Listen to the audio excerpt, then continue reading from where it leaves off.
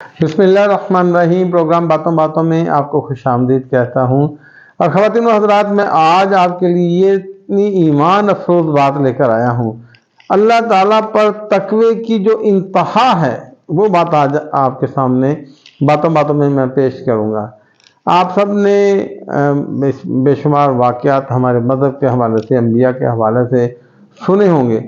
اور میری کوشش ہوتی ہے کہ جو بھی واقعہ بیان کیا جائے اس کے ساتھ لاجک جو ہے وہ لازمی، وہ اس کی جو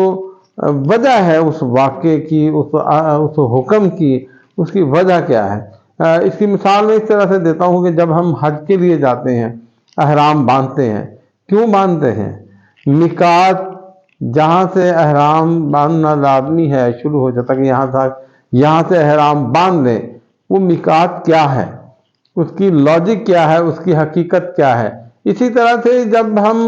صفا مروہ کرتے ہیں، اس کی لاجک کیا ہے، کیوں ہم ادھر سے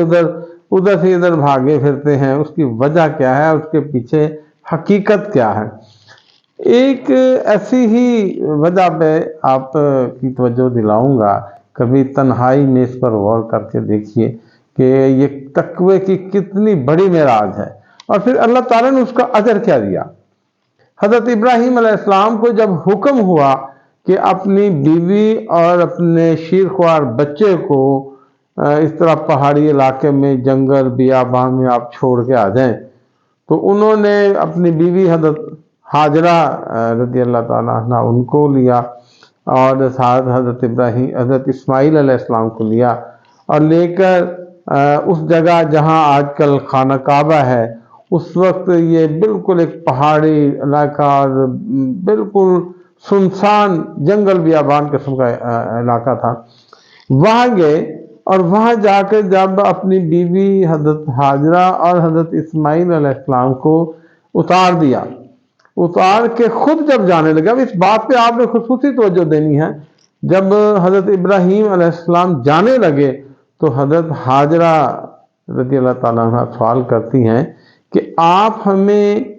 یہاں کیوں چھوڑ کے جا رہے ہیں؟ دیکھیں نا، آج آپ ذرا تصور کیجئے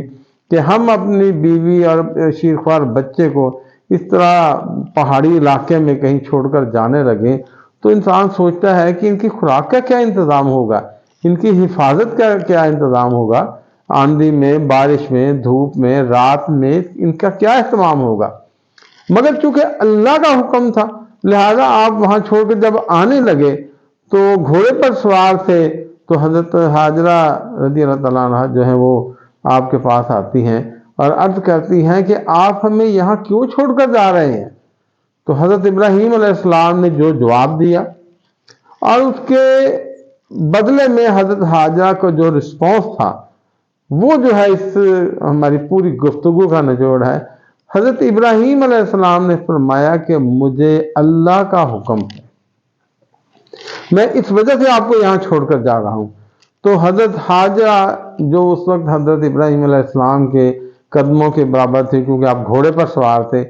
انہوں نے جب یہ سنا کہ مجھے اللہ کا حکم ہے تو انہوں نے وہیں پر چھوڑ دیا، فرمایا ٹھیک ہے،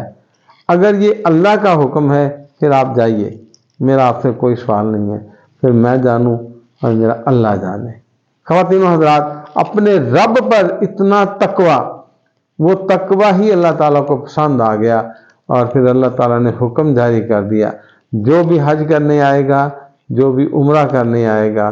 وہ حضرت ہاجرہ کی طرح صفا سے مروہ اور مروہ سے صفا وہ چکر لگائے گا، بھاگے گا، جس طرح سے اپنی اس بندی کے اس تقوی کو، اس عقیدے کو دیکھتے ہوئے اسے قیامت تک حج اور عمرے کا حصہ بنا دیا۔ ابابِ وقار تقوی اسے کہتے ہیں۔ تقوی ہو